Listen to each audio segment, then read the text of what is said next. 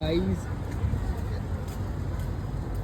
আমরা খেতে এসেছি আনলিমিটেড পিৎজা, যেটা এখানে আছে 299। অর্ডার দিয়ে দিয়েছি, বসে আছি আনলিমিটেড পিৎজায়।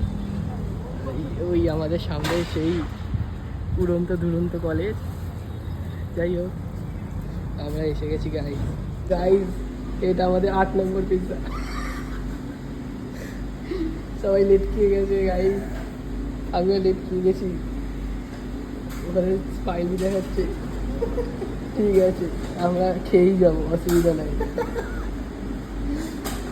এখন আমরা লেটকে লেট ফি করছি, একটু পরে 1 ঘন্টা পরে আবার উঠবো। আজকে পিৎজা হাটেরও টেস্ট হচ্ছে, আমার জিওরও টেস্ট হচ্ছে, কতটা চলতে পারে।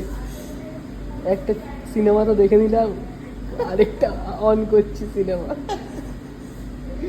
কিন্তু থাকবো আজকে সকাল 4টে অবধি তো আছি, কোনো চাপ নেই। 4টে মানে কালকে অবধি আছে, যতক্ষণ না ঘাট ধাক্কা দিচ্ছে। গাইজ আমাদের এটা 8.5 নম্বর পিৎজা, আর বাঁচি না। আরে হচ্ছেই না। আমি তো গাইজ পুরো লেট খেয়ে গেছি। ও বেল্ট দেখাচ্ছি কেন? এটা তো তোর 8 নম্বর কাপ। তো এটাই আমাদের শেষ। কি বড় পিৎজাটা দেখতে লাগছে আজকে, এতদিন তো ছোট লাগতো। হ্যাঁ, এটা তো সত্যি ছোট, এটা এক ঘরে শুয়ে খেয়ে সত্যি। ও আমি তো পারছি না। সেটা আমি বুঝতেই পারছি। তো গাইস এখানে আসো তোমরা, যদি আরো বেশি খেতে পারো। আমি তো শুয়েই পড়ছি আস্তে আস্তে, আমি তো পুরো লেটকেই গেছি, এখানের সাথে চিপকে গেছি আমি। তোমাদের যদি দম থাকে এসো, খেও, জানিও কেমন লাগলো। ফোন করতে হবে না আমাকে শুধু।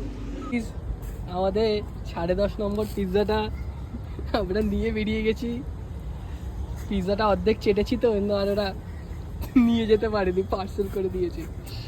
খুব চেটেছি, শুধু চেটেই গেছি। 1 ঘন্টা বসেছিলাম শুধু চাটতে। 1 ঘন্টা পর বলছে শুয়েছিলাম, হ্যাঁ শুয়েছিলাম। তারপরে বলছি দাদা আর পারছি না, তুমি যদি প্যাক না করে দাও আমরা আবার 1 ঘন্টার জন্য শুয়ে পড়ছি। ওই আতঙ্কই দাদারা প্যাক করে দিয়েছে। করবে না মানে সত্যি।